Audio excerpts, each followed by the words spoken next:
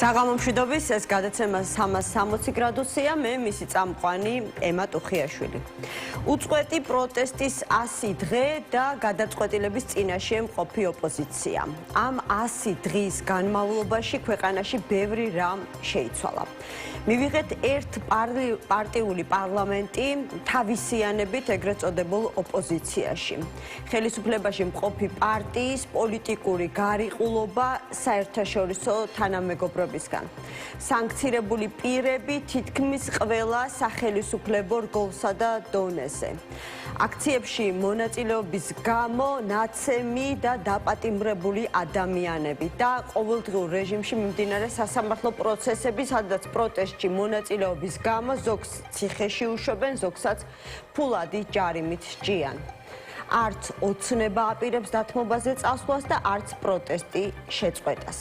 100 დღის შემდეგაც მოთხოვნა სინდისის პატიმრების გათავისუფლებისა და ახალი არჩევნების ჩანიშვნის შესახებ ქუჩაში ყოველდღიურად ისმის. პასუხს ქართული ოცნებისგან ელოდებიან ბრიუსელში, წინააღმდეგ შემთხვევაში სანქციების გაფართოებასა და უფრო მკაცრ ზომებსაც განიხილავენ. ყველა ვისი პოზიციაც ოცნებას არ მოწონს, ან მავნებელია, ან ბნელი ძალის წარმომადგენელი, რომელსაც ქვეყანაში არეულობა და თავისი მართული პოლიტიკური ძალის ხელისუფლებაში მოყვანა სურს. ვისთვისაც უკვე აქვთ კანონით სჯიან, ვისთვისაც ჯერ არა, ცვლილებების მისაღებად ემზადებიან. ახალი არჩევნებისთვის არა, მაგრამ ადგილობრივი არჩევნებისთვის სამზადისი, როგორც ამბობენ, უკვე დაწყებული აქვთ და იგივეს ურჩევენ ოპოზიციასაც. არ ვიცი, მართლა უნდათ თუ არა, რომ რეალური კონკურენტი ყავდეთ ადგილობრივ არჩევნებში, რადგან მარტოობას პარლამენტში საკმაოდ კარგად ეგუებიან. არც დებატი, არც კრიტიკა, არც წამოძახილი ადგილიდან, აღარც ჩხუბი, ცემატყება ხომ მით უმეტეს და გინების საჭიროებაც კი საერთოდ არ დგას. ერთი მხოლოდ ჟურნალისტები უშლიან ნერვებს თავისი შეკითხვებით და მაგათაც მალე მოუვლიან მაუწყებლობის შესახებ კანონში ნაკლოვანებების გამოსწორებით. ადგილობრივ არჩევნებს რაც შეეხება, არ ვიცი მართლა ემზადებიან თუ არა, მაგრამ თემა კი შემოაგდეს ოპოზიციისთვის სამსჯელოდ, როგორც ჩანს, არის ნაწილი, ვინც ადგილობრივ არჩევნებში მონაწილეობას განიხილავს. ნაწილი ფიქრობს, რომ კარგი იქნება ახალი საპარლამენტო და ადგილობრივი არჩევნები ერთდროულად ჩატარდეს. ნაწილი კი ადგილობრივ არჩევნებში მონაწილეობას ახალი არჩევნების გარეშე კატეგორიულად გამორიცხავს. ეხლა კიდევ ერთი ახალი პოზიცია მოვისმინე ამ თემასთან დაკავშირებით და ბარემ დავამატებ, რომ არ გამომრჩეს. ასეთი პოზიცია აქვს გახარიას პარტიას, რომ არც მონაწილეობაზე გვიმსჯელია და არც არ მონაწილეობაზეო, ანუ ესეც პასუხია, ასე ვთქვათ. დრო გადის, ამიტომ სურვილების შემდეგ ოპოზიციას ერთად თუ ცალ-ცალკე საკუთარი ამომრჩევლისთვის მაინც მოუწევს სამოქმედო გეგმის, ანუ სამომავლო პოლიტიკური ნაბიჯების წარდგენა. როგორც აღმოჩნდა, სალომე ზურაბიშვილს ეს გეგმა უკვე აქვს. საინტერესოა ვინ არჩევს მის გზას ამჯერად. დავით ბერძენიშვილი, რესპუბლიკური პარტიის დამფუძნებელი, ჩვენი გადაცემის სტუმარი, მოგესალმებით. მადლობა გადაცემაში მონაწილეობისთვის. ვიდრე სალომეს გზაზე ვისაუბრებთ, იმიტომ რომ გამახსენდა მის პოლიტიკურ ძალას წლების წინ. არ მახსოვს ზუსტად რამდენი წელი გავიდა, მას შემდეგ არ დამითვლია, მაგრამ ერთხვა საქართველოს გზა. ხო, და როგორც ჩანს, ახლაც რაღაცა გარკვეულ გზასა და გამოსავალს თავაზობს ოპოზიციას და საინტერესოა ვინ გაყვება მის გზას. მინდა რომ ეს 100 დღე შევაჯამოთ, ანუ პროტესტის 100 დღე რა შეძლო. არა თუ რა შეცვალა, რა შეძლო ამ პროტესტმა და მოდი რა ვიყოთ ცოტა კრიტიკულები და ვთქვათ, აი რისი გაკეთება შეიძლებოდა ამ 100 დღის განმავლობაში უკეთ, პირდაპირ ვიტყვი, ოპოზიციის უფრო აქტიური ჩართულობით. მოგესალმებით. კი, ქალბატონი სალომეს პარტიას ერქვა საქართველოს გზა. 2006 წლის თვითმმართველობის არჩევნებშიც მიიღო მონაწილეობა. მერე ეს პარტია ჩვენთან ერთად 2010 წლის თვითმმართველობის არჩევნებში კოალიციაში იყო. ახლა რაც შეეხება განვლილ 100 დღეს, ახლა ეს არის გაძლების, სამტანობის, სიძლიერის, კრეატიულობის, შეუპოვრობის და ასე შემდეგ 100 დღე და ამ 100 დღით არ თავდება, რომ არ ყოფილიყო ქუჩის პროტესტი, საქართველოს საერთოდ არ იქნებოდა მსოფლიო ყურადღების ცენტრში. რომ არ ყოფილიყო ქუჩის პროტესტი, ფეხქვეშ იქნებოდა გათელილი იმაზე განუზომლად მეტად, ვიდრე ახლა არის თავისუფლება და არ ვეპუებით, მოძალადეებს არ ვეპუებით. რაც შეეხება იმას, რა უნდა ექნა ოპოზიციას, ოპოზიციამ მიიღო ბარიერ გადალახულმა ოპოზიციამ მიიღო 800,000-მდე ხმა. ეს არის ნაკლები, ვიდრე ოპოზიციას ჰქონდა მიღებული წინა არჩევნებში. ამიტომ რა შესაძლებლობაც ჰქონდა ოპოზიციას ელექტორალური იმ შესაძლებლობიდან გამომდინარე მუშაობს ეს 4 ბარიერ გადალახული პოლიტიკური სუბიექტი, საკმაო ხმები 62,000 ხმა მიიღო 3%-ია ეს იაგო ხვიჩიას გირჩმა, რომელიც პრაქტიკულად მან მოაკლო აი ამ ოპოზიციურ საერთო ყულაბას, იმიტომ რომ ახლა ყველა ვამბობდი და ამ თქვენს ეთერში უამრავჯერ მithქვამს, რომ 100,000 ხმის ამღები ეს გაერთიანება ვერ იქნებოდა შესაბამისად დააკტა ოპოზიციას, მაგრამ რა თქმა უნდა, ბევრი ხმა მიითვისა, არ ვიცი რამდენი 150,000, 170,000, 130,000, მაგრამ რაღაც ამ ოდენობის ხმები კარუსელებით მიითვისა იქ, სადაც იყო მანქანის დათვლა და იქ მით უმეტეს, სადაც არ იყო თან სოფლებში, ჩრდილოეთში თუ სამხრეთში ეთნიკური ქართველების, ეთნიკური აზერბაიჯანელების, ეთნიკური სომხების ყველგან აქ არ ჩამორჩება გინ დასავლეთის მთა და გინ აღმოსავლეთის მთა, ქვემო ქართლს სამცხე-ჯავახეთს. გვაქვს ისეთი ძალიან ცუდი შედეგები, მოკლედ და არაადეკვატურობის გამოვლინება და გაყალბების მაღალი ხარისხი ამასთან. ბატონო, თუმცა ეს ხალხი 100 დღე ქუჩაში უწყვეტად, აი ამ არჩევნების შედეგების გაპროტესტების გამო არ დგას. ამაშია საქმე, ისიც არის, მაგრამ განსაკუთრებით მნიშვნელოვანი არის ის, რომ არჩევნებში მარცხის მიუღებლობა იყო ოპოზიციური ამომრჩევლის მხრიდან, მაგრამ ეს მიუღებლობა პრინციპში ქუჩაში აქტიური გამოსვლებით არ აღინიშნებოდა. მაგრამ როგორც კი ევროკავშირმა ევროპარლამენტმა მიიღო რეზოლუცია ხელისუფლებისთვის ძალიან მძიმე დღისით საღამოს პრემიერა დანიშნულმა კობახიძემ გამოაცხადა, რომ 4 წლის განმავლობაში არაპირებს ევროკავშირთან. ამას მოყვა, რა თქმა უნდა, პროტესტი. ანუ ქართულ არჩევანს, იდენტობას მოყვა პროტესტი, რომლის ერთ-ერთი საფუძველი არჩევნების გაყალბებაც იყო. აი რა მინდოდა უფრო დავაზუსტებ, მეკითხა, ნებისმიერი კრიზისის დროს ქვეყანაში, რომელზეც პასუხისმგებელი არის ხელისუფლება და მეტწილად სწორედ ხელისუფლება არის ხოლმე პასუხისმგებელი, როგორც წესი, არ ვიცი, ჩვენი ისტორიაც ამას აჩვენებს, სხვა ქვეყნების მე გულისხმობ განვითარებულ შემდგარ ქვეყნებს გამოცდილებაც ამას აჩვენებს, ყოველთვის როდესაც არის კრიზისი, რომელშიც ხდება ხელისუფლების, ასე ვთქვათ, ხელისუფლებისთვის პასუხისმგებლობის დაკისრება, იზრდება საპირწონედ ოპოზიციის რეიტინგი. აი მახსოვს ამ 3 თვის განმავლობაში არაერთი ექსპერტის, მოდი ასე ვთქვათ, მოსაზრება მომისმენია სხვადასხვა ფორმულირებით, რომელსაც ერთი და იგივე შინაარსი ჰქონდა, რომ სხვა, ასე ვთქვათ, ჩვეულებრივ თანაბარ პირობებში ახლა წესით ამ ფონზე უნდა იზრდებოდეს ოპოზიციის რეიტინგი, ოპოზიციის მიმართ ნდობა, მაგრამ ასე არ მომხდარა. ჩვენ ვხედავდით, რომ აქციებზე ჰქონდათ გარკვეული მიუღებლობა ამა თუ იმ ოპოზიციური ძალის თუ მათ მიერ წარმოდგენილი სხვადასხვა პოლიტიკური გზავნილის მიმართ. აი ამ ასე ვთქვათ, ამოცანას როგორ ამოხსნიდით? სხვა ვითარება გვაქვს, ახალი ვითარება გვაქვს, ქუჩის პროტესტის მამოძრავებელი ძალა არ არის რომელიმე ოპოზიციური პარტია, მეტიც არ არის ყველა ოპოზიციური პარტია ერთად აღებულიც კი. აი 4 ბარიერ გადალახული სუბიექტი და ამ 4-ში 10-12 ოპოზიციური პარტია არის. კიდევ უფრო მეტიც, ძალიან მაღალი ნდობის მქონე სალომე ზურაბიშვილიც კი არ არის ამ ქუჩის პროტესტის გამოკვეთილი მეთაური და ლიდერი. პირიქით არის საქმე.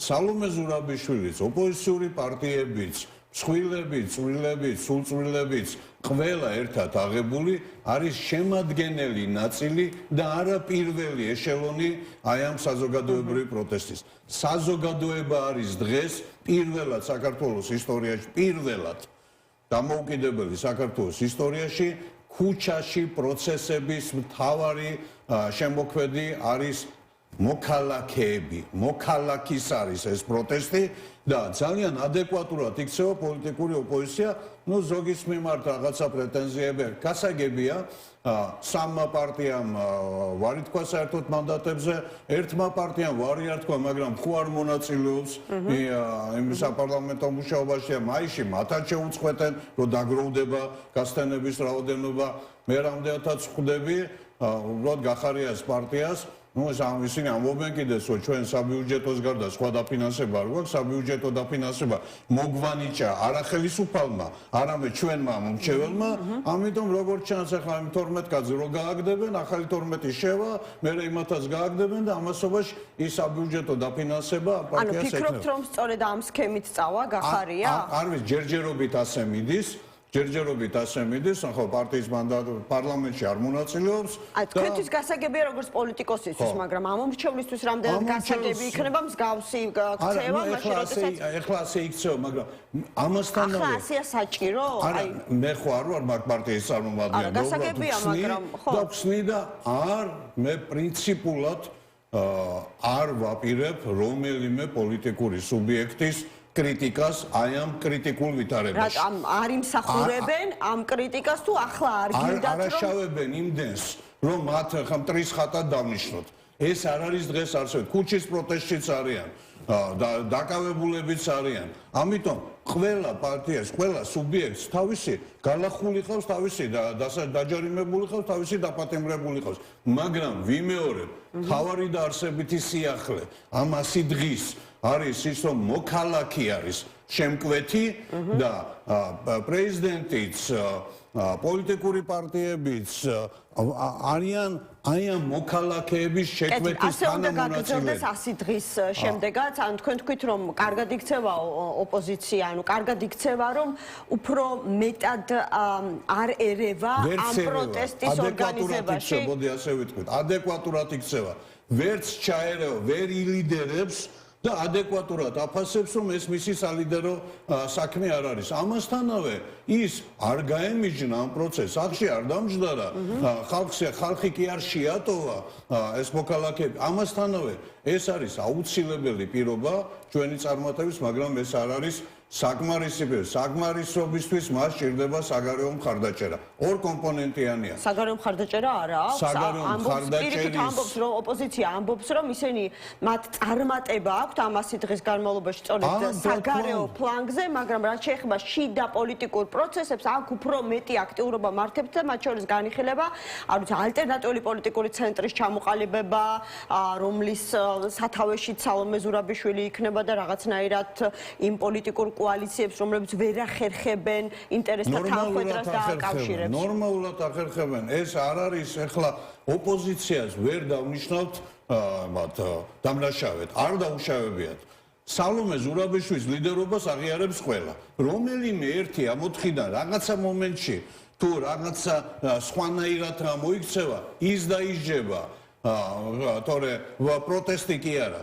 ამიტომ ამ ვითარებაში როცა მე ვამბობ რომ საგარეო მხარდაჭერა დიდია ქართულ პროტესტს და საგარეო მხარდაჭერაში ქართული პროტესტისთვის არის უშუალო დემოკრატიის ფორმებიც რომ როტი და უამრავი სხვა მინისტრები ევროკავშირის წევრი ქვეყნების დეპუტატები ჩამოდიან და აქციებში იღებენ მონაწილეობას ერთის მხრივ მეორეს მხრივ უშუალოდ ხალხთან მეორეს მხრივ ბუნებრივია როგორც პოლიტიკოსები, ისე არასამთავრობო სექტორის წარმომადგენლები, მთელი დემოკრატიული რესურსი ძალიან ინტენსიურად მუშაობს უკვე მათ ცენტრებთან, იქნება ეს ბრიუსელი თუ ცალკეული დედაქალაქი, ბალტია და დიდი თუ პატარა ქვეყნები. თუმცა თავად ოპოზიცია ამბობს, რომ კი, სწორედ ხალხის და მათი ძალისხმევით მიიღწა ის საერთაშორისო სანქციები, რომელიც გვაქვს უკვე ახლა და რომელიც დაანონსებულია, მაგრამ რა თქმა უნდა, ეს ყველაფერი არ არის საკმარისი იმისათვის, რომ რაღაცნაირად აი უახლოვდეს ნება ახალი არჩევნების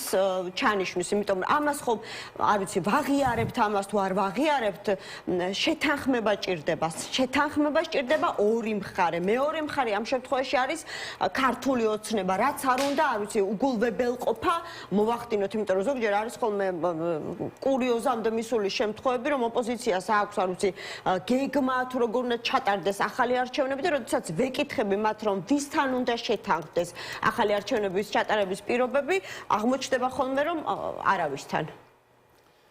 მე მგონი ძალიან რთულ კითხვაზე მარტივი პასუხები არ არსებობს, მაგრამ აქ ახლა ჩვენ ნამდვილად გვაქვს ერთი შემადგენელი აზრიანი პროტესტი, რომელიც გაგრძელდება, არის მეორეს მხრივ ჩვენი საერთაშორისო მხარდაჭერა ჯერ კიდევ არ არის ტრანსფორმირებული, მაგალითად უილსონის კანონი პროექტი კანონად ქცეული არ არის. ანუ ამერიკის შეერთებულ შტატებში არ არის მიღებული გადაწყვეტილება, რომ ეს ხელისუფლება არის დასასანქცირებელი მასშტაბურად, მასობრივად. მე ამ ჩვენს პროტესტს ექნება წარმატება იმ შემთხვევაში, თუ ის პროტესტი, რაც ქვეყნის შიგნით არის, გაჯერებულია, პიკამდე ასულია, ქართული ბიზნესი მან ვერ ჩამოაქცია, ქართული ბიზნესი არის პროსახელისუფლებო, ვინც მოვიდა გაუმარჯოს, ქართული საჯარო სექტორი ასე თუ ისე მუშაობს, ჩვენ გვაქვს ეს მოცემულობა. მეტი ჩვენ არ შეგვიძლია. ქართული ბიზნესის ის წარმომადგენლები, რომლებიც ვინც მოვიდა გაუმარჯოს პოზიციაზე არიან, შიდა პროტესტმა ამოწურა თავის შესაძლებლობები. შიდა პროტესტმა ამოწურა თავისი შესაძლებლობები. შიდა პროტესტი აგრძელებს ამას, მაგრამ ახლა ფხაკაძეს ვერ წამოიყვანს ქუჩაში, მიუხედავად იმისა, რომ მისი ოჯახის წევრები შეიძლება არიან ქუჩაში. და მაგალითად მოლოდინები არსებობდა მათ შორის, რომ სისტემა აუცილებლად დაიწყებდა რღვევას შიგნიდან. ამიტომ მაქსიმუმზეა ჩემი აზრით გასული შიდა შემადგენელი და ჩვენ გვჭირდება წარმატებისთვის სერიოზული სანქციები, ბიზინა ივანიშვილის ოჯახის წევრების ცხოვრების უფლება არ უნდა იყოს იმ ქვეყნებში დასავლეთში, სადაც არიან, მილიარდები უნდა გაუყინონ და წაართვან. ეს არის ქმედითი იარაღი ივანიშვილის ნაირ ხელისუფალზე. ეს არის ქმედითი იარაღი. ასეთი ტიპის სანქციები. დამოკიდებული. ასეთი რამჯერა უნდა ვაღიარო ჩემთან, ხო და ჯერ არ ვიცით ამერიკის შეერთებული შტატების ადმინისტრაცია საბოლოო ჯამში რა პოზიცია ექნება, იმიტომ რომ აი ამ ტრამპის სკანდალური განცხადებების ფონზე უკვე ძალიან რთულია ზოგადად მისი განწყობების პროგნოზირება და ალბათ არც ერთმა პოლიტიკურმა მხარემ არ უნდა დაიჩემოს და ფრთხილი უნდა იყოს ხოლმე ასე ვთქვათ პროგნოზების გაკეთების, მაგრამ რა მინდოდა მე თქვა, ჯერ არც ერთ სტუმარს ჩემთან არ უთქვამს ის, რაც თქვით თქვენ, რომ აი ეს შიდა პროტესტი არის თავის მაქსიმუმზე, ასე ვთქვათ, ასული. კი ბატონო, ინარჩუნებს თავის მაქსიმუმს, იმიტომ რომ გარკვეული მოლოდინების შექმნის მცდელობა აქვს ოპოზიციას, რომ აი მაგალითად აანონსებენ მძიმე გაზაფხულს ქართული ოცნების, ოღონდ ეს გაზაფხული არ იქნება მხოლოდ განპირობებული საერთაშორისო სანქციების გაფართოებით ან გამკაცრებით, ისინი ამბობენ, რომ გაზაფხულზე ყოველთვის პოლიტიკური პროტესტი ძალას იკრებს სხვა შინაარს იძენს, რომელიც არის გაცილებით უფრო მძაფრი და რადიკალური. ანუ ამ რესურსს კიდევ ხედავთ თქვენ? ქვეყნის შიგნით წარმოებულ საპროტესტო პროცესში. 1000 ადამიანია რუსთაველზე და ხან 10,000-ობით და 1-2-ჯერ 100,000-ითაც. გაზაფხულზეც იქნება 100,000-ობით, თუ ამის ამოცანა დადგება. ანუ ადრენალინს მიიღებს პროტესტი, შევსებას მიიღებს, დამატებით ენერგიას მიიღებს. ამის რესურსი საზოგადოებას აქვს. მოპროტესტო საზოგადოებას აქვს. იაგო კაჭკაჭიშვილის კვლევით რაღაცა 8-9%-იანი ვარდნა არჩევნების მერე ქართულ ოცნებას. 8-9%-იანი აქვს თუ 5-7%-იანია კიდევ უფრო გამჩამოაკლოთ. თბილისში 42% რო დაიწერეს და მეტი ვერა. ეს ხო იმას ნიშნავს, რომ ახლა 1/13-ზე ქვევით არიან რეალურად. ამიტომ ამ ვითარებაში მე მგონია, რომ შიდა რესურსის მაქსიმალური გაჯერება, რა თქმა უნდა, ხელისუფლებისთვის იქნება უფრო შემაზანზარებელი, მაგრამ ნახტომი და გამარჯვება იქნება იმ შემთხვევაში, თუ ჩვენ დასავლეთიდან მივიღებთ იმაზე მეტ მხარდაჭერას, ეს ხელისუფლება გამოცხადებული იქნება ლუკაშენკოთ, ასეთ ვითარებაში ფინანსური ზეწოლა თუ არის ქართული ეკონომიკა და ქართული ლარი ბიძინა ივანიშვილის ეკონომიკაზე არ დგას. ანუ ჩვენი პოლიტიკური ბეჭი ყოფილა დამოკიდებული სწორედ იმაზე. ჩვენ ყოველთვის ვარ დამოკიდებული მთელი პოსტსაბჭოთა საქართველოს რეალობა ასეთია. ეს ანაბანა საქართველოს ხელისუფლება იცვლება მაშინ და მხოლოდ მაშინ, როცა ქართველი ხალხის ზნება დადასტურებულია დასავლეთის მიერ. ანუ ტრამპა უნდა გადაწყვიტოს ვინ იქნება ხელისუფლებაში საქართველოში? იცი რა, კარგი კი არ არის ეს, სუსტი ქვეყანაა, ჩვენ კი არა, ჩვენზე ათჯერ დიდია უკრაინა, ცამდე მართალია, ხოლმე ტრამპი როგორ იქცევა, ხედავთ, ხო? არ იქცევა, არ ვარ აქტუალებული მისი ქმედებებით, ბილად რო ვთქვა.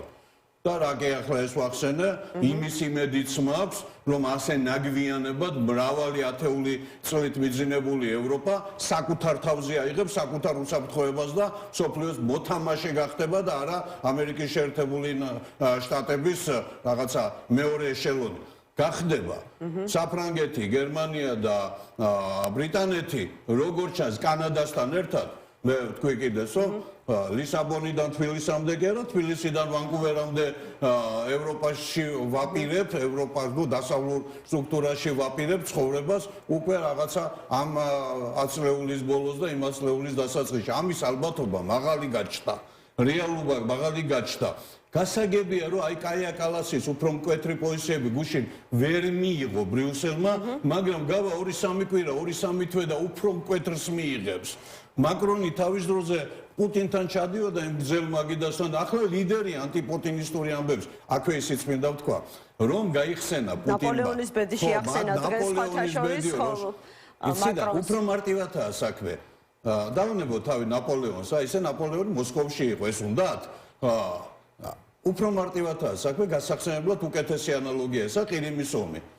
მე-19 საუკუნის 50-იან წლებში, როცა კუდით ყვა ასროლინდეს თუ რა ვიცი, დაუნგრიეს სევასტოპოლი და ყველაფერი, როცა ბრიტანეთი და საფრანგეთი ეხმარებოდა თურქეთს, იმხელა ვეშაპი რუსეთის იმპერიის წინააღმდეგ და მოუგეს. და იაპონიამაც მოუგო. საუკუნის დასაწყისში ასე რომ რუსეთი სულაც არ არის ახლა ისეთი რაღაცა ოდენობა, რომელთანაც შეუძლებელი არის გამკლავება. მით უმეტეს 500 მილიონიანი ევროპა სწორია. ზუსტი მეტაფორა და ფრაზა, ნუ სიმართლე თქვა, რომ პოლონეთის პრემიერმა 500 მილიონიანი ევროპა არ უნდა თხოვდეს 300 მილიონიან ამერიკას 140 მილიონი რუსისგან თავდაცვას. ხო, მაგრამ ორბანმა ისიც თქვა, რომ ამდენი ხნისგან ორბანი არის 10 მილიონიანი უნგრეთის ამ 500 მილიონიან ევროპაში 10 მილიონიანი უნგრეთის ბოლო წელს ითვლის მისი მმართველობისას, იმიტომ რომ ევროკავშირის წევრი ქვეყნის პრემიერია, ხო, ევროპის საბჭოს წარმომადგენელია და გუშინდელ კენჭისყრაზე თავი შეიკავა. ერთში ხმა მისცა, ანუ ევროპამ დიდი ესა 800 მილიარდი შოოს და თავდაცვა შექმნასო გააძლიეროს ამას ხმა მისცა, უკრაინასთან მიმართებაში თავი შეიკავა, მაგრამ მეტი ვერაფერი ვერ ქნა. იქ სადაც ორბანი, აი ფიცო არც კი გამოჩნდა. ყურადღება მისაქცევია. სლოვაკეთში ისე ყოჩაღად ვეღარ არიან რუსები.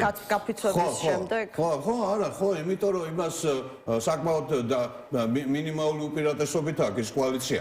აქვე ის მინდა ვთქვა, რომ არ იქნება იქ დაბლოკავს ორბანი ან ორბანისნაირი ვინმე სხვა 27 ქვეყნისათვის. ის შეიქმნება ახალი სტრუქტურა, ნორვეგია, კანადა, ბრიტანეთი ხო არ არიან ევროკავშირის წევრები, მაგრამ საერთო უსაფრთხოების სისტემას ქმნიან ევროპელებთან ერთად. ხო, მაგრამ ანუ იმის მიხედვით როგორ შეიცვლება მსოფლიოში წესრიგი და თქვენ ახსენეთ 2-3 თვე მაინც დაჭირდება ამ ყველაფერს, ამაზე არ არის დამოკიდებული რა პოზიცია ექნება საბოლოოდ უკვე ჩამოყალიბებული თეთრ სახლს საქართველოსთან მიმართებაში და ამ 2-3 თვეში შეიძლება ბევრი რამე მოხდეს, ხო, ჩვენს ქვეყანაში და კიდევ უფრო უფრო მოახლოვდება ადგილობრივი არჩევნების თარიღი.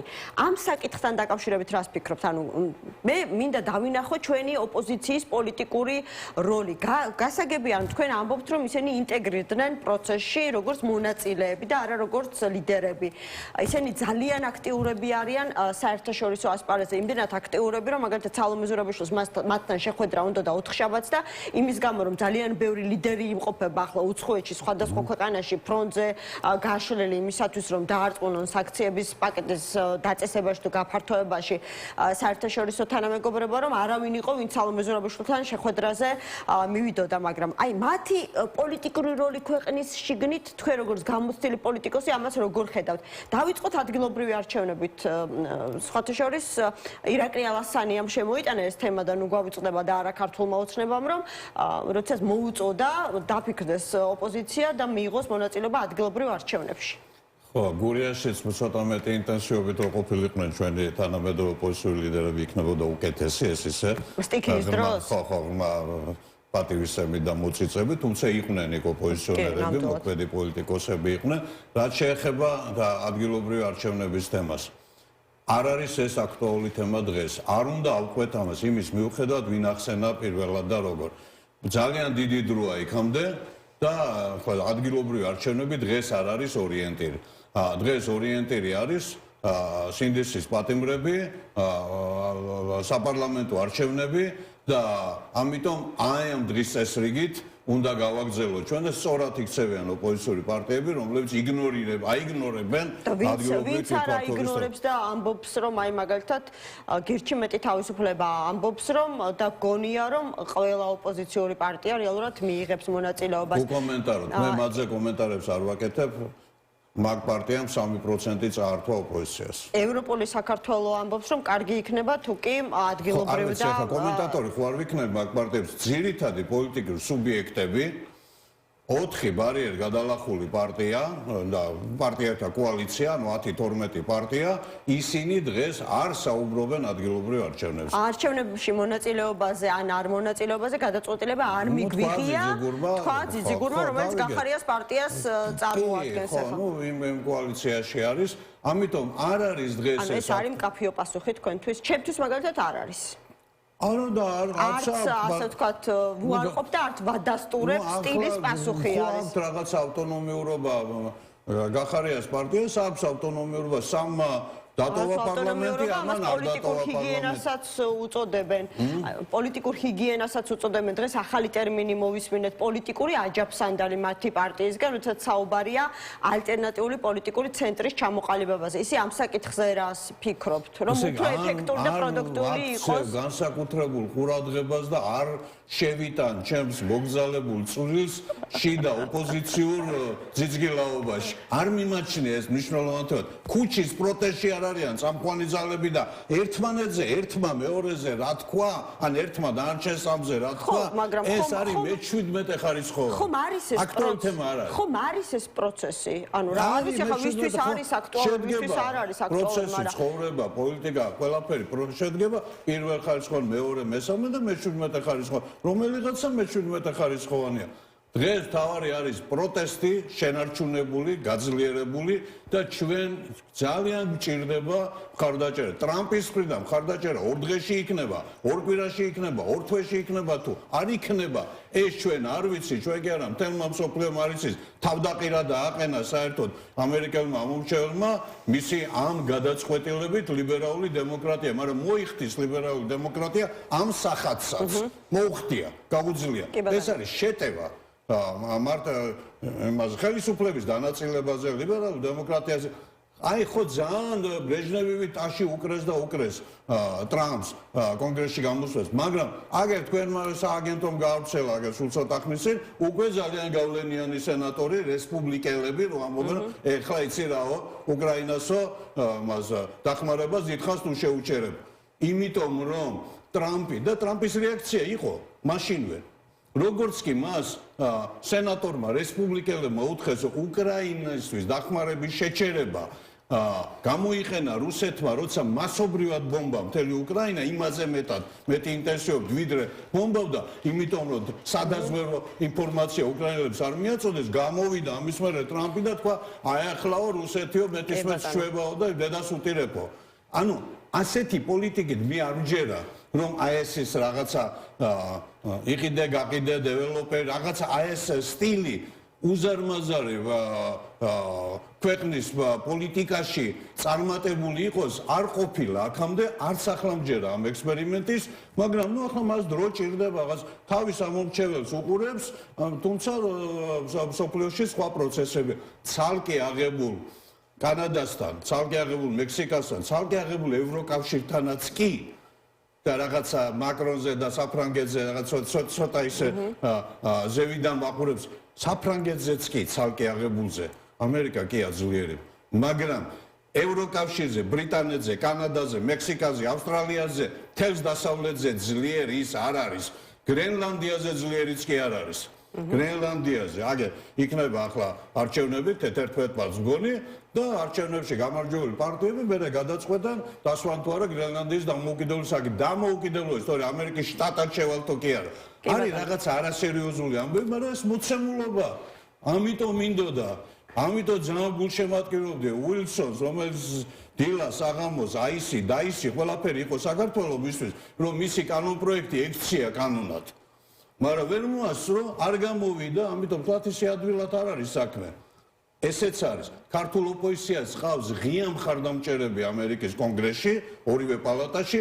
ბიძინა ივანიშვილს არ ყავს არც ერთი გავლენიანი ინფორმაცია, რომ ამ კანონპროექტს 18 მხარდამჭერი ყავს და შესაძლებელია მომავალ კვირას დაიწყოს თუნდაც წარმომადგენლობით პალატაში მისი განხილვა, მაგრამ არ გამოვრიცხავ, ამიტომ იქ ხო ისეთი ვითარება არის, რომ აი ძალიან აყანყალებულია პოლიტიკის წესები ამერიკაში ახლა არის დიდი კითხვის ნიშნის ქვეშ. სალომე ზურაბიშვილის გეგმის შესახებ ხომ არაფერი იცით, რომლის წარდგენასაც აპირებს უახლოეს დღეებში? არ ვიცი და რომც ვიცოდე ხო ბუნებრივია მის გარეშე ვერ ვიტყოდი, მაგრამ მართლა არ ვიცი.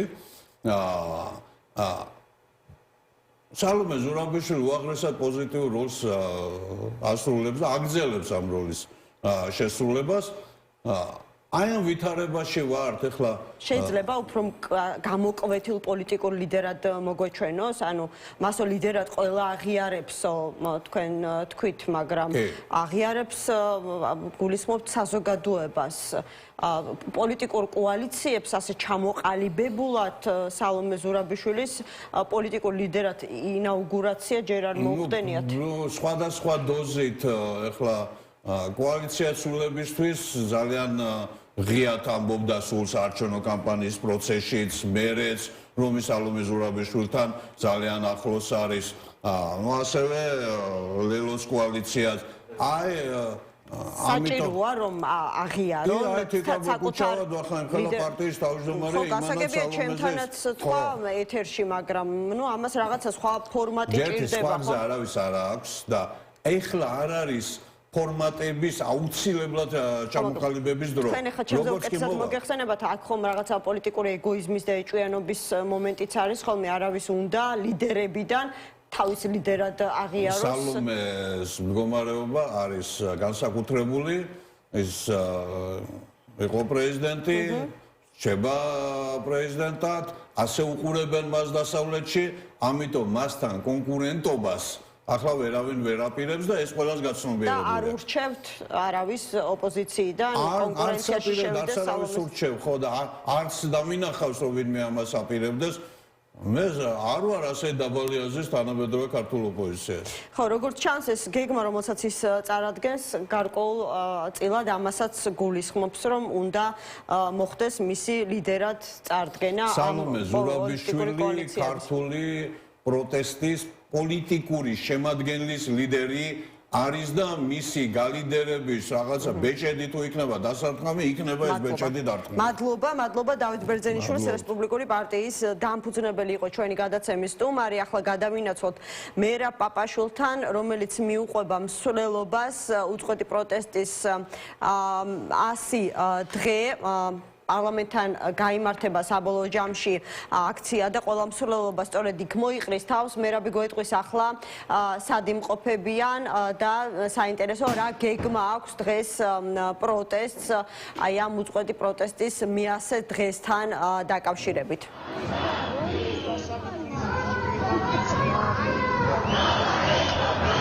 ჩვენ ახლა ჩამოვცით ფილარმონიას, მარშმა სტარტი აიღო, რამდენიმე წუთში ვიქნებით პარლამენტის შენობის მიმდებარე ტერიტორიაზე, სადაც დაიწყება დღევანდელი რიგით მიასე აქციის საღამო, ასე რომ ვთქვათ, აქცია. ბოლო 100 დღეა ჩვენ ვადევნებთ თვალს აი ამ მარშის მოძრაობას, ყოველ საღამოს ეს მარში სტარტს იღებს ხოლმე საზოგადოებრივ მაუწყებლის შენობასთან და ასრულებს რუსთაველის გამზირზე. დღესაც იგივე სურათია, თუმცა იმ განსხვავებით, რომ დღეს ბევრად მეტი ხალხია ქუჩაში გამოსული. ეს ბუნებრივია, იმიტომ რომ 100 დღე შესრულდა დღეს, მას შემდეგ რაც თბილისის ქუჩებში დაიწყო მასშტაბური გამოსვლები. ჩვენ შეგვიძლია ვნახოთ ადგილზე არსებული ვითარება, უკან არის მთავარი მარში, რომელიც მიემართება ახლა პარლამენტის შენობისკენ, ხოლო წინ უკვე აი ამ მარშის წინ არიან აქციების დროს დაკავებული მოქალაქეების, აქტივისტების, ახალგაზრდების ოჯახის წევრები, ძმები, დები, დედები, მამები და ასე შემდეგ. ისინი ერთგვარად მიუძღვებიან ამ მსვლელობას და აჟღერებენ მთავარ გზავნილს, რომ ყველა დაკავებული უნდა იყოს თავისუფალი. გავესაუბროთ რამდენიმე მათგანს. გამარჯობა.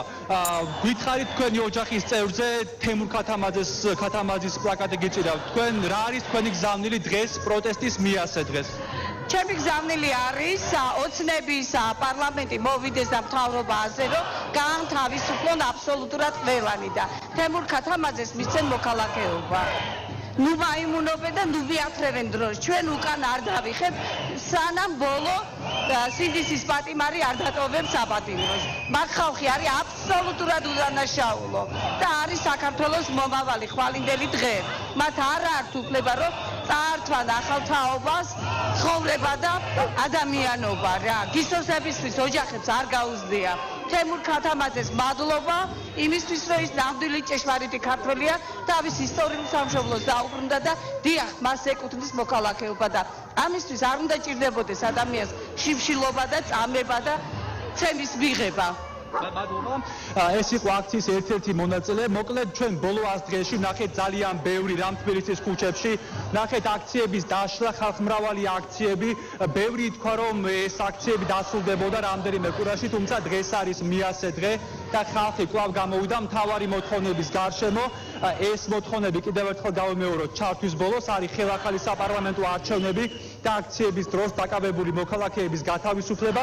მოკლედ ჩვენ რამდენიმე წუთში ვიქნებით უკვე პარლამენტის შენობასთან, სადაც ჩვენს ხელთ არსებული ინფორმაციით ასევე ძალიან ბევრი ადამიანია შეკრებილი და ერთ-ერთი მთავარი საკითხი, რითიც ჩვენ დღეს კიდევ ერთხელ დავინტერესდებით, არის ის, როგორ უყურებენ მოქალაქეები აი ამ ბრძოლის გაგრძელებას შემდგომ თვეებში და როგორ უნდა იქნეს მიღწეული მათ მიერ დასახული ორი მთავარი მიზანი. მე პაშულს უსმენდით, რომელიც მიუყვება საპროტესტო მსვლელობას, ალბათ გვექნება შესაძლებლობა კიდევ დაუკავშირდეთ, იმიტომ რომ დღეს მასშტაბური პროტესტი არის დაგეგმილი, სწორედ უწყვეტი პროტესტის 100 დღიანი ვადა შესრულდა დღეს. სალომე სამადაშვილი, ძლიერი საქართველოს პოლიტიკური მდივანი უნდა შემოგვიერთდეს. მოგესალმებით, ქალბატონო სალომე, მადლობა გადაცემაში მონაწილეობისთვის. არ ვიცი ეს 100 დღე იქნება ერთი კვირა თუ ერთი თვე, ხოც უსმენდი მერაბს და ჩვენს კორესპონდენტს და ყველა აქციაზე ისმის ეს შეკითხვა, როგორ უნდა გაგრძელდეს პროტესტი, რა ნაბიჯები უნდა გადაიდგას სამომავლოდ და ამას ხშირ შემთხვევაში საპასუხოდ მოყვება ხოლმე, რომ აი რეაქციები საერთაშორისო საზოგადოების მხრიდან კიდევ უფრო მკვეთრი და რადიკალური უნდა იყოს ქართული ოცნების მიმართ, მაგრამ ქვეყნის შიგნით პროტესტის გაგრძელების სცენარს, შინაარს, გამოხატვის ფორმებს, აი ამ 100 დღიანი ვადის გასვლის შემდეგ თქვენ პოლიტიკოსები როგორ ხედავთ? ხო, მე არ ვფიქრობ, რომ სამშობლოს გადასარჩენად ბრძოლას რაიმე ვადა აქვს, რომელიც შეიძლება რომ გავიდეს და ეს პროტესტი ყოველგვარი გადაჭარბების გარეშე არის ბრძოლა საქართველოს სახელმწიფოს გადასარჩენად. ამიტომ ეს პროტესტი მე ნამდვილად არ ვარ უფლებამოსილი რომ ვისაუბრო პროტესტის სახელით, იმიტომ რომ ეს არის სახალხო პროტესტი და ძალიან სპონტანური, აბსოლუტურად დაუგეგმავი, ამიტომ ვერ გეტყვით, ასე ვთქვათ, რა არის გეგმები პროტესტის, მაგრამ ჩვენ ვხედავთ, რომ ვერც დარბევამ, ვერც ძალადობამ, ვერც ფინანსურმა ძალადობამ და აი ამ ფაქტიურად ფინანსურმა სანქცირებამ სამშობლოსთვის ბრძოლის ვერ გატეხა ეს პროცესი და ეს პროცესი გრძელდება. მე ვფიქრობ, რომ ეს პროცესი უნდა გაგრძელდეს, სანამ ჩვენ არ მივაღწევთ გამარჯვებას და გამარჯვებას საქართველოს მიაღწევს მაშინ, როდესაც ივანიშვილი ჩანიშნავს ახალ არჩევნებს და ქართველი ხალხი სამართლიანი და თავისუფალი არჩევნების გზით და საკუთარი ნების თავისუფლად გამოხატვის გზით აირჩევს საკუთარ მომავალს და ეს მომავალი ნამდვილად არ იქნება პუტინისტური რუსეთის რაღაცა, ასე ვთქვათ, გუბერნიად დაბრუნება საქართველოს 35 წლიანი დამოუკიდებლობის, ასე ვთქვათ, ჩვენი ისტორიის დასასრული, ეს ვერ იქნება, ეს არ იქნება ქართველი ხალხის არჩევანი და ის რომ აქეთკენ მიღავს ივანიშვილს საქმე, ვფიქრობ, რომ ყოველდღიურ რეჟიმში სულ უფრო მეტი ადამიანი იგებს. ჩვენ ვხედავთ მათ შორის გამოკითხვებით, რომ ხარდაჭერა ამ რეჟიმის ფაქტიურად შეიძლება ითქვას ინფლაციის რეჟიმშია გადასული, მხოლოდ არჩევნების შემდეგ სადღაც 13%-მდე დაკარგეს მათ მხარდამჭერები და იმის გათვალისწინებით ჩვენ წინ რაც გველოდება, მათ შორის აი გამოქვეყნდა ახლა მონაცემები ძალიან შემაშფოთებელი, ჩვენი სავალუტო რეზერვები რა დღეშია, ანუ რა უჯდება როგორ ფლანგავს ჩვენ სავალუტო რეზერვებს რეჟიმი იმისთვის, რომ მოჩვენებითი სტაბილურობა შეინარჩუნოს ეკონომიკური და სინამდვილეში უფრო დიდი კატასტროფისკენ მიექანებს ამ ქვეყანას. ეს ყველაფერი ეს შედეგები სულ უფრო მეტ ადამიანს შეეხება პირდაპირ და ძალიან კონკრეტულად. ამიტომ ეს ბრძოლა უნდა გაგრძელდეს. ერთ-ერთი კომპონენტი არის ცხადია პროტესტი, მეორე კომპონენტი ეს არის რომ პოლიტიკურმა პარტიებმა ცალსახად თქვეს, რომ არანაირ ლეგიტიმაციას ვერ მიიღებს ეს ხელისუფლება. საერთაშორისო წნეხი იზრდება, მათ შორის მეგობარი აქტის განხილვა იწყება ახლა კონგრესში, ამიტომ ვფიქრობ, რომ ჩვენ ნაბიჯ-ნაბიჯ მივდივართ წინ. კი ბატონო, ქალბატონო სალომე, თუმცა აი ახმები არ არის ეს ასეთი ცალსახა, მათ შორის არ ვიცი, ეკონომიკურ პრობლემებთან დაკავშირებით, იმიტომ რომ დავით ბერძენიშვილი საუბრობდა, რომ ბიზნესმა გაუძლო პროსახელისუფლებო ბიზნესმა და მიუხედავად არაერთი მოწოდებისა არ გადავიდა ხელისუფლების მხარეს, ოპოზიციის და აქციის მონაწილეების პროტესტის მხარეს, უფრო ზუსტი დეფინიცია ეს იქნება.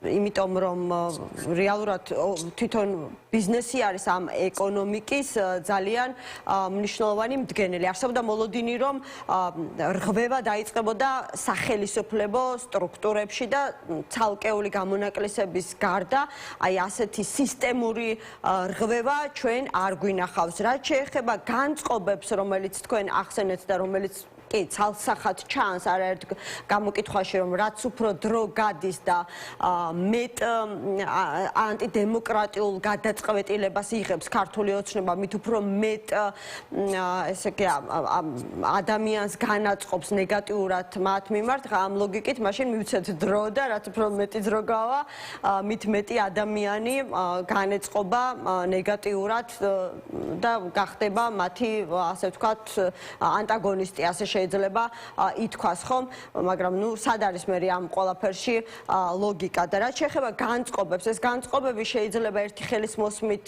ასე ვთქვათ, შეიცვალოს მას შემდეგ, რაც დაზუსტებით და გადაჭრით გახდება ცნობილი ამერიკის სახელმწიფო დეპარტამენტის პოზიცია საქართველოსთან მიმართებაში. მეგობარი აქტის განხილვა რომ იწყება კარგია, მაგრამ ეს აპრიორში არ ნიშნავს იმას, რომ ეს აქტი მიღებული იქნება. განხილვა თუ დაიწყო მიღებული იქნება, შემიძლია გითხრათ, რაც შეეხება ამერიკის ადმინისტრაციის ურთიერთობებს, მე მარტივი შეკითხვა მაქვს. ამ ადმინისტრაციამ მოიცალა სომხეთისთვის, მოიცალა აზერბაიჯანისთვის და შეკითხვა არის მარტივი. თუ ვინმეს რამე სჭირდება ბიძინა ივანიშვილის რეჟიმთან ურთიერთობა რატომ ვერ მოიცალეს მათთვის, ხო? სინამდვილეში მე ვფიქრობ, რომ აი ეს ტყუილიც, იმიტომ რომ ქართული ოცნება ხო რაღაც ტყუილებით ყვებავს იმ ხალხს, ვინც მისი საყრდენი ჯერ კიდევ რჩება. ესეც რა თქმა უნდა ძალიან დიდი ტყუილი იყო. ჩვენ გვახსოვს რაღაცა სისულელებს რო ლაპარაკობდა ირაკლი კობახიძე, რომ 20 იანვრამდე უნდა გავძლოთ, 20 იანვრამდე უნდა დავშალოთ პროტესტი, იმიტომ რომ 21 იანვრიდან რაღაცა ახალ რეალობას ელოდებოდნენ. და ნუ მოვიდა აგერ 20 მარტია უკვე მალე და ხედავთ რომ ზედ არ უყურებს არავინ ბიძინა ივანიშვილის რეჟიმს, ხო? და დადიან ხან თურქმენეთში, ხან ტაჯიკეთში, ხან უზბეკეთში, იქ სადაც არავინ არ კითხავს რატო გააყალბეს არჩევნები და რატო ასე ვთქვათ ამყარებენ ქვეყანაში ავტოკრატიულ რეჟიმს. ანუ თვითონ სისტემის იზოლაცია, აი ამ რეჟიმის იზოლაცია ყოველდღიურად უფრო ნათელი ხდება.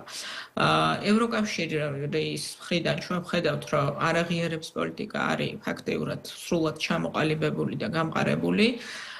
ვხედავთ, რომ ახალი ადმინისტრაციის დამოკიდებულებაში არაფერი არ არის სასიკეთო ამ რეჟიმისთვის და იცით, როდესაც ჩვენ საუბრობთ აი რაღაც ბიზნესებზე, რომლებიც არიან ნამდვილად ეს არის ბიზნესი, რომელიც პირდაპირ ხეირობს, ხო, ამ რეჟიმისგან, მათ ცვლილება სტატუს-კვოს შეცვლა აპრიორი არ უნდათ, იმიტომ რომ თვლიან, რომ ეს მათ პირადად შეეხება, მაგრამ აი მაგალითად რო ავიღოთ სამშენებლო ბიზნესი. სამშენებლო ბიზნესი მთლიანად არის სწორედ ხელისუფლების დაახლოვებულ, ასე ვთქვათ, პირებს აქვთ ხელში. და ნუ ყოველ შემთხვევაში, რასაც მე ვკითხულობ და რაც ჩვენ გვესმის ექსპერტებისგან შეფასება, ძალიან რთულ პერიოდში შედის ეს ბიზნესი. ანუ ეს რეჟიმის არალეგიტიმური ავტოკრატიული რეჟიმის შედეგები აისახება იმ ხალხის ცხოვრებაზეც ძალიან მალე, ვინც დღემდე ფიქრობს, რომ აი რაღაცა დროებითია და დავლაგდება და მე რაღაც სასიკეთო ცვლილებები იქნება.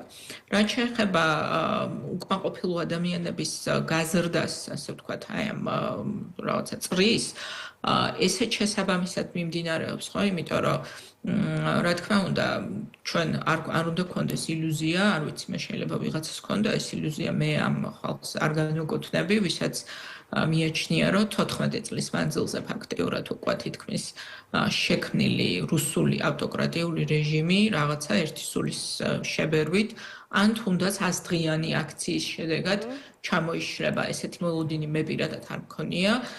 ეს არის პროცესი და ამ პროცესში მთავარი არის სიმტკიცე, თანამიმდევრულობა, მთავარი არის ჩვენ არ დავკარგოთ პირველ რიგში მიზნის, ასე ვთქვათ, წენა იმაში, რომ ეს მიზანი განხორციელებადია და აქვე მე ერთი რამ მინდა ყველას ესმოდეს, რომ უკან დასახევი გზაც არ არსებობს, ხო? იმიტომ რომ როდესაც უმრავლესობას საქართველოს მოქალაქეების აქვს ორი არჩევანი გაკეთებული, ერთი რომ არ უნდა ცხოვრობდეს ქვეყანაში, რომელიც არის რუსეთის ვასალის სახელმწიფო და ანალოგიური პოლიტიკური და ეკონომიკური სისტემას თავი დავანებოთ, რუსეთს გაცილებით ღარიბი იქნება საქართველო, ხო, როდესაც ექნება ისეთი სისტემა, როგორც აქვს რუსეთს, ანუ ცხოვრების ხარისხის მკვეთრი გაუარესებაც გველოდება ჩვენ წინ, ეს თუ არ შეიცვალა და უმრავლესობა საქართველოს მოქალაქეების აქ არჩეული არჩევანი გაკეთებული, რომ ეს არ უნდა მოხდეს. და მეორე არჩევანი, რომელიც მათ გაკეთებული აქვს, ეს არის, რომ არაპირებენ ამ ქვეყნიდან გაქცევას და არაპირებენ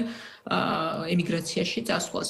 ვფიქრობ, რომ შესაბამისად ამ ბრძოლას ივანიშვილი აუცილებლად წააგებს. არ არსებობს მისთვის ამ ბრძოლის მოგების შანსები. როდის და რანაირად მოუწევს მას დათმობაზე წასვლა, ეს არის მომავლის საკითხიც და მიზანმიმართული სტრატეგიული ბრძოლისაც, რომელსაც რამდენად ჩვეულებრივი მომავლის საკითხია, ამასთან დაკავშირებითაც მინდოდა მეკითხა, მაგრამ თქვენ ახსენეთ, რომ რადგან კონგრესი დაიწყებს მეგობარი აქტის განხილვას, ეს ნიშნავს იმას, რომ მიიღებს კიდეც რა გაძლევთ ამის თქმის საფუძველს და მე არ მახსოვს დეტალები, მაგრამ ვერ ვიხსენებ, რომ მეგობარი აქტში იყოს ნახსენები ანაკლიის სპორტის თემა, არა და ბოლო პერიოდში ეს თემა გააქტიურდა როგორც ამერიკული მხარის, ასევე დაინტერესებული გასულ წლებში საქართველოშიც იგივე ჯო უილსონი საუბრობდა X-ზე დაწერა თუ არ ვწდები ანაკლიის პორტთან დაკავშირებით, შემდეგ მამუკა ხაზარაძემ გააკეთა განცხადება, რომ აუცილებელი ამერიკული ინვესტიციები დაბრუნდეს ანაკლიის პორტში და დღეს უკვე ირაკლი კობახიძეც გამოეხმაურა ხაზარაძეს, რომ თავის დროზე ხაზარაძე იყო პასუხისმგებელი ანაკლიაში ინვესტორების მოზიდვაზე და ვერ მოიზიდა ვერც ამერიკული, ვერც ევროპული ინვესტიციები და დღეს მისი მხრიდან ამერიკული ინვესტიციების საუბარი არის სარიელი სპეკულაციაო. ანუ ეს ყველაფერი არ ვიცი, მიჩენს მე მაგათად გონივრულ ეჭვს, რომ ქართულ-ამერიკული მოლაპარაკებების ერთ-ერთი ქვაკუთხედი შეიძლება გახდეს სწორედ ანაკლიის პორტის საკითხი?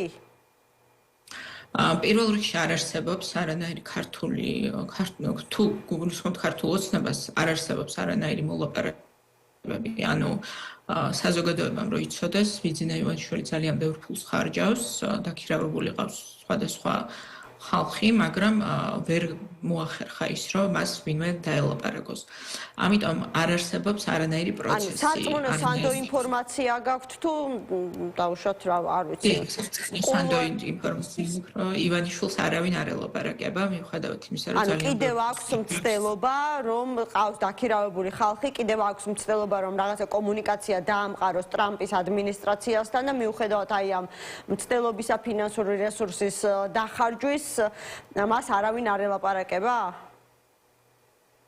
მას არავინ არ ელაპარაკება, მას ეს ურთიერთობები რამისთვის კი არ ჭირდება, საქართველოსთვის კი არ ჭირდება, მას უბრალოდ სჭირდება ეს იმისთვის, რომ ორი ჯერზე ხალხი მოატყუოს, ხო? იმიტომ რომ როგორც ატყუებდა, როგორც მოატყუა ჯერ 2012 წელს ქართველი ხალხი მე ვიტყოდი რომ გაასულელა, ასევე გაასულელა ყველა ის ხალხი, ვინც მასთან თანამშრომლობდა და ჯეროდა რომ ეს კაცი არ იყო რუსეთის წარმომადგენელი და გამოიყენა ეს ხალხი და მე რა ვიცი ჩამოიშორა დრო და დრო, მას ახლა აქვს რაღაც სურვილი რომ რაღაცა ტიპის კონტაქტი შედგეს, რომ შემდეგ გააგრძელოს ხალხის გასულელება, ჯერჯერობით არ გამოდის და არანაირი მოლაპარაკებები არ არსებობს. ანუ კობახიძის რეჟიმს ხვდებიან იქ, სადაც ისინი ჩადიან და ისინი ვერ ჩადიან ვერსად და მათ არავინ არ ელაპარაკება არანაირ დემოკრატიულ სახელმწიფოებში და რა თქმა უნდა ამერიკის შეერთებულ შტატებში.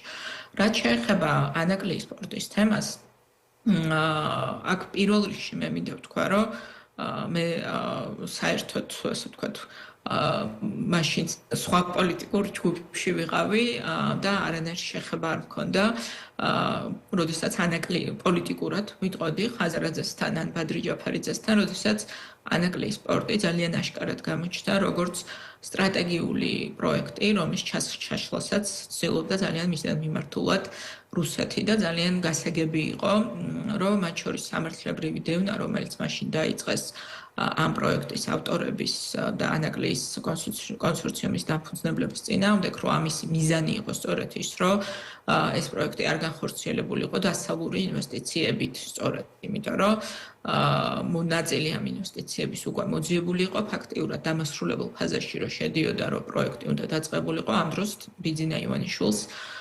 შესაბამისი სიგნალი მოუვიდა რუსეთისგან, რომ ეს იყო წითელი ხაზი მათთვის და მათ დაიწყეს სამართლებრივი დევნა პროექტის ავტორების, რაც თავისთავად ნიშნავს იმას, რომ პროექტის შაშლის, ასე ვთქვათ, პირველი დარტყმა ეს იყო.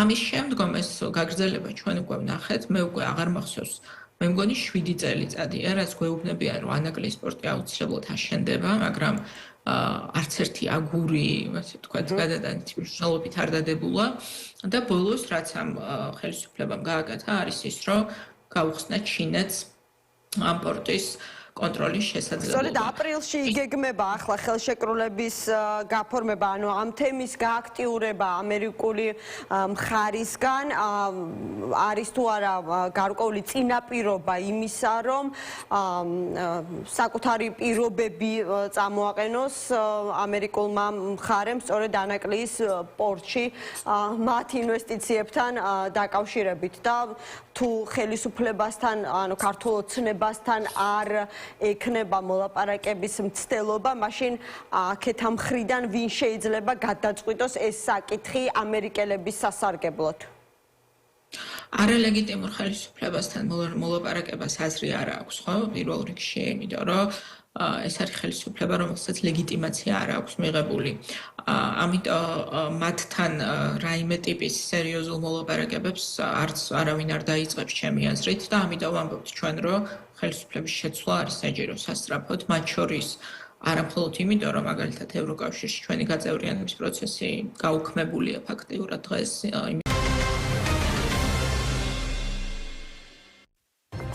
მაშასე გადაცემა 360 გრადუსი დაბრუნდა ეთერში. უკვე ცნობილია, რომ 11 მარტს ამერიკის შეერთებული შტატების საგარეო კომიტეტი მეგობარი აქტს განიხილავს.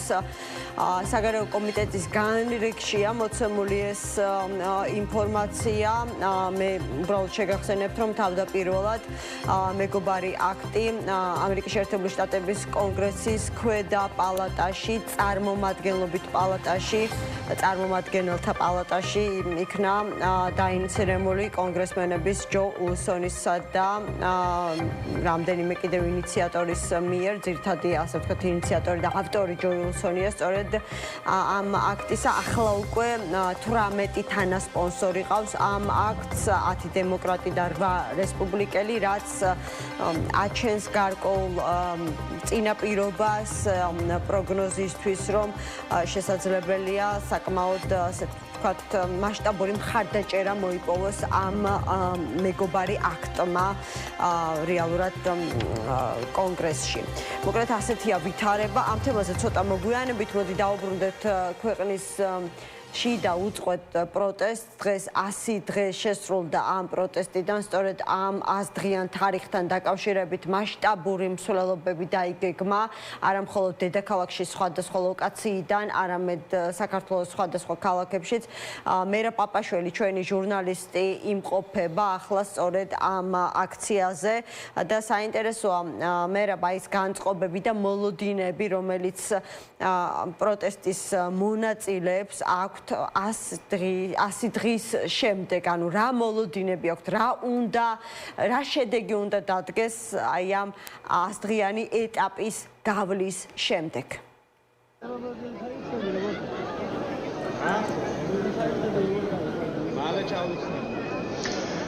ჩვენ პრინციპში ბოლო 100 დღეა ვსვამთ ამ კითხვებს, რა ბრძოლისა განწყობა აქვთ, რა მოლოდინები აქვთ მთელს ამ პროცესში.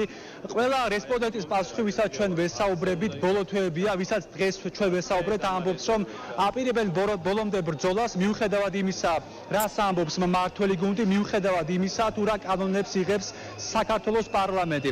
დღეს გაიმართა მარში, საკმაოდ მასშტაბური, დაიწყო საზოგადოებრივ მაუწყებლიდან და დასრულდა პარლამენტის შენობის მიმდებარე ტერიტორიაზე. საკმაოდ ბევრი ხალხია პარლამენტის წინ, გაცილებით მეტი ვიდრე იყო გასულ დღეებში და თავად მოქალაქეები ამბობენ, რომ კიდევ უფრო გაიზრდება პროტესტის ტალღა, თუ მმართველი გუნდი მათ მთავარ მოთხოვნებს მხედველობაში არ მიიღებს. კახა კინწურაშვილი მსახიობი არის ჩვენთან ერთად, რომელიც არის აქტიური მთელს ამ პროცესში, საპროტესტო ტალღაში თქვენ აქტიურად იღებთ მონაწილეობას. 100 დღე გავიდა მას შემდეგ, რაც ვნახეთ მთავრობის მეთაურის ის ბრიფინგი, რომელმაც ძალიან ბევრი მოქალაქე გამოიყვანა ქუჩაში. ამ 100 დღემ პირადად თქვენ რა განახათ? რისი დასტური აღმოჩნდა თქვენთვის? ამ 100 დღემ მე პირადად გამაცნო უამრავი ღირსეული ადამიანი, რაც ჩემთვის პირველ რიგში როგორც მოქალაქისთვის და ადამიანისთვის ძალიან მნიშვნელოვანია.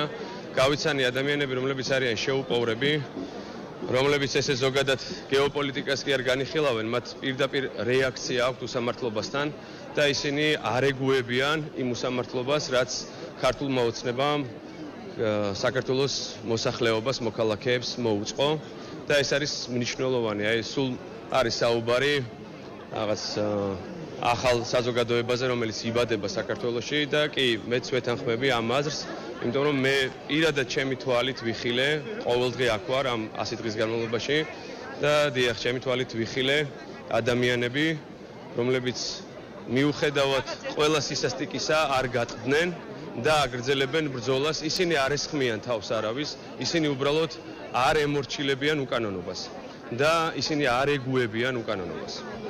ამ პროტესტში აქტიური არის სამსახიობო კოლექტივი, ხო? თქვენი კოლეგა არის ციხეში, ანდროზე მაქვს საუბარი. როგორც მე მაქვს ინფორმაცია, რამდენიმე დღეში იქნება манифеסטი კიდევ სხვა ქალაქში. გითხარით უფრო მეტი დეტალი, სად ჩახვალთ და რა გზავნილებს გაახმოვანებთ? 9-ში მივდივართ გორში.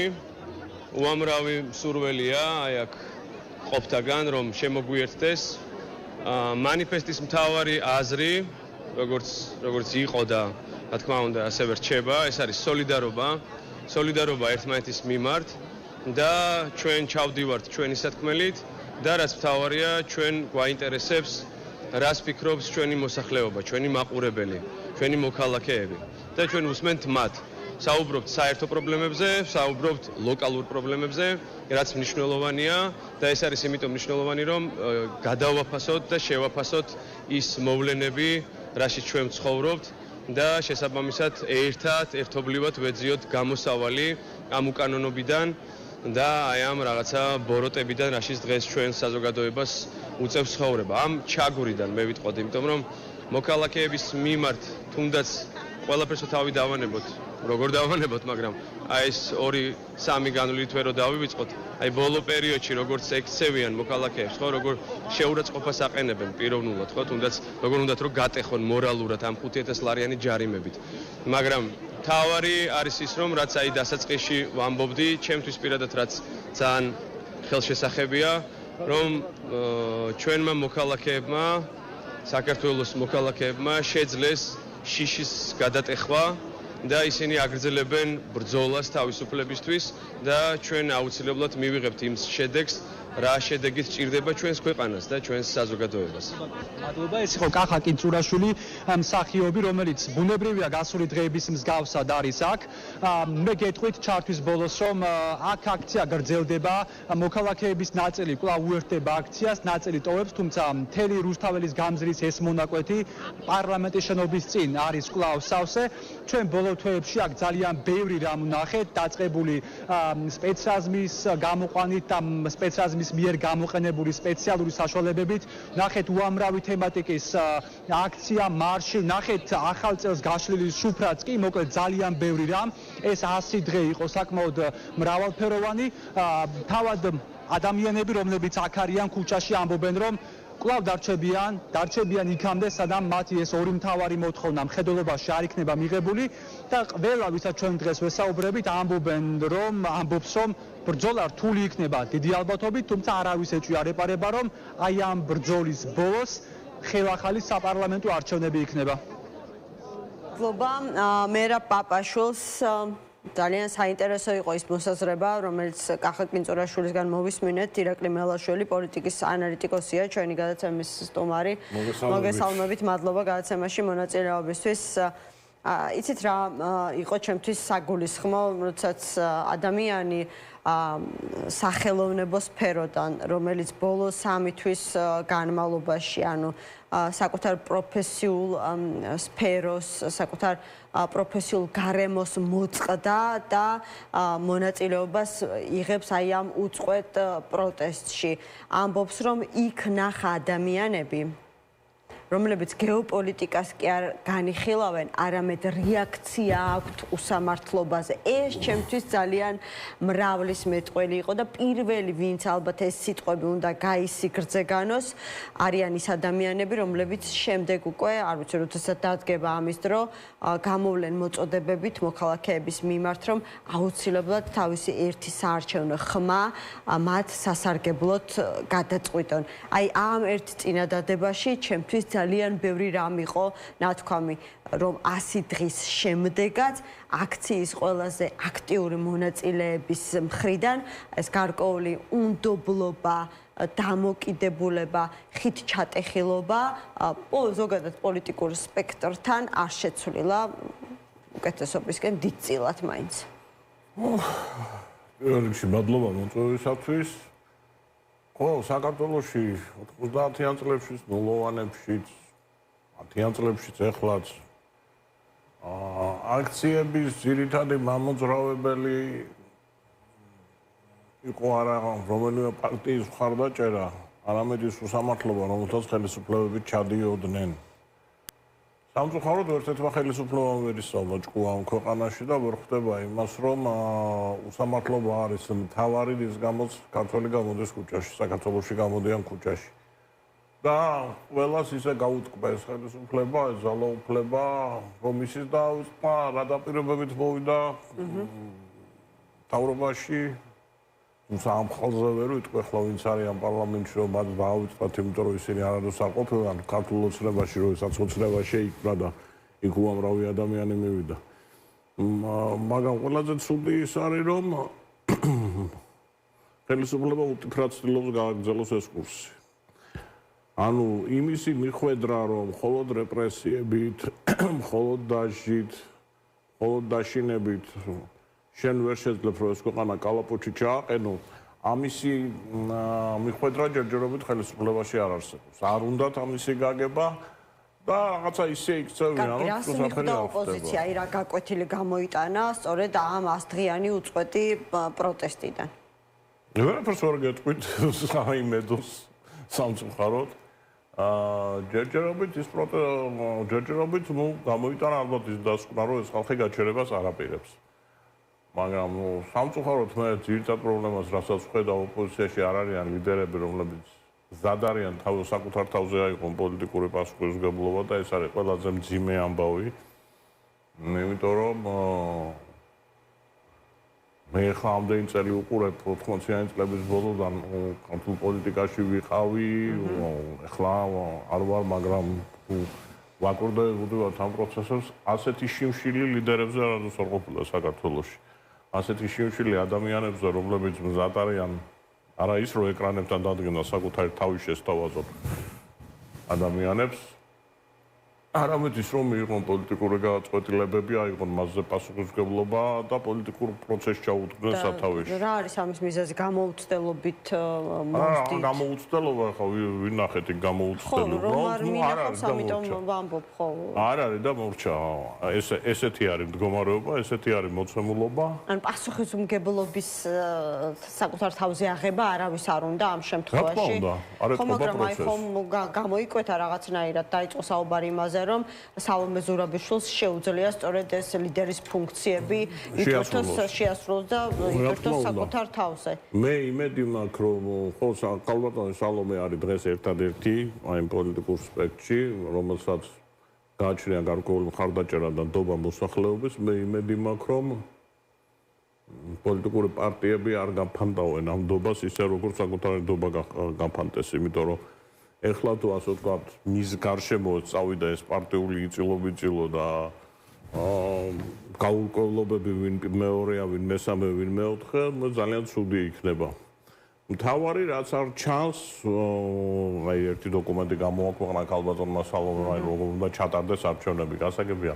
იქ ჩანს როგორ უნდა ჩატარდეს არჩევნები? არა, ჩანს რომ როგორ იქნება კარგი არჩევნები რომ ჩატარდეს. მთავარი თემა რაც არის, როგორ მივდივართ ჩვენ არჩევნებამდე, ჯერჯერობით ამაზე აფერი არ ისმის. ხო, მაგრამ ჩვენს გადაცემაში თქვა სწორედ ეკაბესელიამ, რომ დარჩა ამაზე მუშაობს სალომე ზურაბიშვილი და დარჩა მხოლოდ ასე ვთქვათ სადეკლარაციო ნაწილი და ძალიან მალე ის წარედგინება როგორც ოპოზიციას, ისე ფართო საზოგადოებას. შევხედოთ სადაც საუბარია ასევე, რომ საარჩევნო ადმინისტრაცია უნდა შეიცვალოს, ანუ სამართლიანი არჩევნები საკანონმდებლო ცვლილებების გარეშე. ასეთი რამ რამდენად შესაძლებელია? სამართლიანი არჩევნები, ჩვენი კანონმდებლობა არ არის მთავარი პრობლემა საქართველოში სამართლიანი არჩევნებისა. მთავარი პრობლემა არასდროს არ ყოფილა სხვადასხვა კანონი, როგორც უნდა დაწერო, კანონში არ ჩაწერ, არცერთ კანონში არ წერია, რომ არჩევნები უნდა გააყო. ხო, არცად არ წერია ეს. ამიტომ კანონში არ არის მთავარი პრობლემა, მთავარი არის გადაჭარბებული ძალაუფლება, რომელიც აქვს ხელისუფლებას, ის ბერკეტები, რომელიც მას გააჩნია ადმინისტრაციული რესურსის სახით და რომელსაც ის იყენებს ამ არჩევნებს. ანუ ყოველგვარი კანონმდებლობაში ცვლილებების გარეშე შეაძლებელია არჩევნების ჩატარება, თუ შენ ამ ადმინისტრაციულ რესურსს გააჩერებ. 2012 წელს მოხერხდა ეს ადმინისტრაციული რესურსის გაჩერება, 2003 წელს ან პერიოდულად ხდებოდა ხოლმე, როდესაც ოპოზიცია ძალიან ძლიერი იყო, ამ ადმინისტრაციული რესურსის გაჩერება ხელისუფლებას არ ყოფნიდა ეს ადმინისტრაციული რესურსი იმისათვის, რომ არჩევნები მოეღო. ოპოზიციის მთავარი საზრუნავი თუ არჩევნებზეა ლაპარაკი, უნდა იყოს ეს, როგორ ვაჩერებთ ამ ადმინისტრაციულ რესურსს. მე ვნახე რა კომისიის წევრები ხავდა ზოგიერთ ადგილას ოპოზიციას და ძალიან რბილად რო ვთქვა, სუსტი შთაბეჭდილება დატოვა. ფაქტი ერთია, რომ არჩევნების დღეს ძალიან ცოტა საჩივარი დაიწერა საქართველოში, ეს ყველაზე ცოტა საჩივარი, რაც მახსოვს ბოლო 25 წლის მანძილზე. ოპოზიციამ ახლა ამაზე დაპასუხისმგებლობა უნდა იყოს ალბათ, ხო? და მაგრამ თავარი საკითხი კი ბატონო, ასეთ შეიძლება ჩაატარო არჩევნები, ისეთ შეიძლება. თავარი საკითხი რიგარეში არჩევნებამდე როგორ მივდივართ, ანუ როგორ ვახცევთ ამ მიზანს. მე ეს მინდა თორე მესმის კალბატონია ეკარასაც იძახის, როგორ შეიძლება კანონების გარეშე, საკანონმდებლო ცვლილებების გარეშე ჩავატაროთ. ნუ კაი გავიგე. საერთაშორისო წნეხით და ქვეყნის შიგნით, არ ვიცი, საპროტესტო პროცესის გაგრძელებით. გასაგებია, უნდა არსებობდეს ისეთ რამ, პროტესტი არ არის თავისთავად თვითმიზანი, ხო? პროტესტი პარლამენტში არ შესვლა, საერთაშორისო წნეხი ეს უნდა იყოს რაღაცა ერთიანი გეგმის ნაწილი. და მათ შორის პროტესტის გამრავალფეროვნება. მარტო პროტესტით არაფერი არ მოხდება. მართლა მაინტერესებს ვინმეს ისე წარმოუდგენია, რომ რითი დამთავრდება ეს ყველაფერი, ოცნებად ჩაალაგებს ჩემოდნებს და გაიქცევა ქვეყნიდან. როდესაც გზაში დაეწევა ამ ყველაფერს საერთაშორისო ფინანსური სანქციები, მიაჩნიათ, რომ კუთხეში მიმწყდეულები სხვა გამოსავალი არ ექნებათ, რომ არა ახალი არჩევნების ჩანიშვნა. კი, მაგრამ აქამდე იძახიან, რომ არალეგიტიმურია ეს ხელისუფლება და თუ ამან უნდა ჩანიშნოს ეს ახალი არჩევნები, მაშინ ლეგიტიმურია. ბევრი წინააღმდეგობა არის. ნებისმიერ სხვა საკითხზე ლეგიტიმაცია, მოლაპარაკებები არ შეიძლება ლეგიტიმაციის აღიარება არის. გავიგე, მაგრამ თუ არჩევნების ჩანიშვნა შეიძლება, ეს აღარ არის ლეგიტიმაციის აღიარება. მე უბრალოდ იმის სურვილი კი არა მაქვს, რომ ვინმეს ვეპაეკრო და ვინმე ჯინში ჩაუდგე, უბრალოდ რჩება შთაბეჭდილება, რომ ჯერ კიდევ მკაფიო წარმოდგენები არ არსებობს იმაზე თუ როგორ იქნეს ეს მიზანი მიღწეული. მაუცებს ეს მიდგომა, რომ არანაირი საუბარი. მე მაპატიეთ, მაგრამ მე მაქვს ის გამოცდილება ეროვნული მოძრაობის. 9 აპრილის შემდეგ, როდესაც კომუნისტებმა აქ რუსის ჯარი შემოგვიყვანეს, ზუსტად ის ცეკა იყო, ვინც ეს საქმე გააკეთა, ერთი კაცი გადადგა მარტო ჯუბერ პატიაშვილი. ოპოზიცია წავიდა მოლაპარაკებებზე და ჩაატარებინა დემოკრატიული არჩევნები ქვეყანაში. რა თქმა უნდა, ჩაატარებინა ძალის დემონსტრირებით. აი ეს ძალის დემონსტრირება, რაც ხდება ქუჩაში დღეს, ეს ძალის დემონსტრირებას უნდა ქონდეს ძალიან კონკრეტული ჩემი აზრით მოთხოვნები და უნდა არსებობდეს ამ მოთხოვნების გატანის საშუალებები. მე ვერ წარმომიდგენია ის, რომ არ შედგება არანაირი ლაპარაკი არავისთან და ოცნება გაიქცევა. ანუ მაინც მოუწევს ოპოზიციას მოლაპარაკებებზე წასვლა ქართულ ოცნებასთან. ყველა ვარიანტში პროცესი მთავრდება მოლაპარაკებით. არა რევოლუცია. თუ ვინმეს იმედი აქვს, რომ გააქცევს, მაშინ ეს სხვა პროცესია. და თუ ამაზე არა გვაქვს საუბარი და გვაქვს პოლიტიკურ პროცესზე საუბარი, მაშინ ოპოზიცია მზად უნდა იყოს და ოპოზიციას საკამაოდ ბევრი ბერკეტები გააჩნია იმისა, რომ ზეწოლა მოახდინოს მათ შორის მოლაპარაკების პროცესში ხელმძღვანელობას. რა ბერკეტები გააჩნია ოპოზიციას? ქუჩა, სანქციები. ანუ ოპოზიციას აქვს რესურსი იმისა, რომ ქუჩაში უფრო მეტი ხალხი გამოიყვანოს, აი დღეს სააკაშვილმა თქვა, ქუჩაში გამოიყვანოს. ზედმეტად ნუ დავიიმედებთ თავს, რომ კიდევ ერთი სანქცია და მერე ჩამოიშლება. არ ჩამოიშლება მხოლოდ ამის გამო სიტუაცია ქვეყანაში შეიცვლება ერის ერთიანობისა და ბევრად უფრო ძლიერი ბრძოლის პირობებში, ანუ აი ამ ასე ვთქვათ, არ ვიცი, წარმოდგენებს თუ სურვილებს, რომელიც აქვს მიხეილ სააკაშვილს, აქვს ეს რესურსი თუნდაც იმ პარტიას, რომელიც მან დატოვა და დღეს ამ ფორმაციით არის, რა ფორმაციითაც არის. ცალკე პარტიებზე მე არ ვლაპარაკობ და ზოგადად არ მიმაჩნია, რომ ცალკე პარტიებს დღეს საქართველოში აქვს რაიმე სერიოზული საშუალება, იქიდან გამომდინარე, რომ მათ ლიდერებს ადამიანთა უმრავლესობა უბრალოდ არ ენდობა. ეს მოცემულობა არის. რატომ არის ეს მოცემულობა? ამ პარტიის ლიდერებმა თავად უნდა იფიქრონ ამას. მაგრამ მე ვამბობ იმას, რომ თუ კარგად დაიგეგმება და თუ სწორად იქნება გაკეთებული მიმართულებები, საპროტესტო ტალღის გაზრდაც შეიძლება, ოღონდ ის უნდა იყოს კონკრეტულ შედეგებზე ორიენტირებული.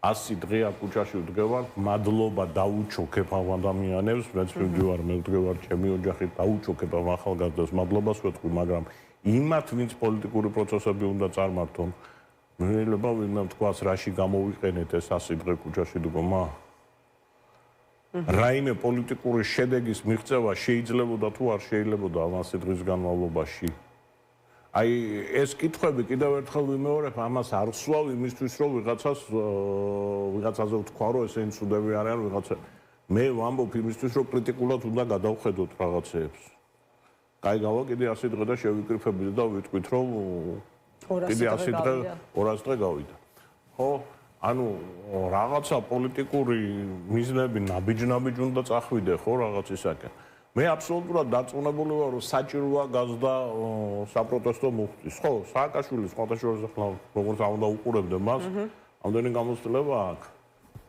სანქციები ირანზე რო არის დაწესებული და კიდე ბევრ ქვეყანაზე არ მოგველანდება და ყველგან უკნას რო ეს სანქციები საქართველოს დაუწესო მაგრამ იქ რეჟიმები არ